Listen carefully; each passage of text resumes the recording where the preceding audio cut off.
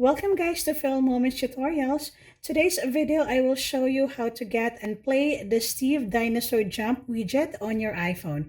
So first thing you need to do is open your App Store. Search for Steve Dinosaur and tap on Steve Widget Game. So take note of the app icon. So download and install it. After that, let's try to open the game. Tap on How to Play. Follow those instructions on how to get the game widget on your iPhone. Okay, so let's try to do it. Swipe to the left of your first home screen and then tap on Edit. Please don't tap on the plus sign on the upper left, just the Edit button. Tap on Customize just below your last widget.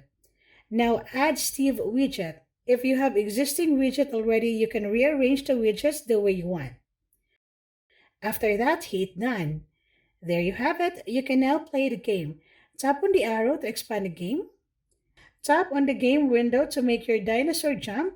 Also long press to make a long jump. In the game app, you can also buy some characters if you want to change. And there's also a leaderboard to see the top players of the game. That's it guys. I hope you learned something. And don't forget to like and subscribe. Bye for now.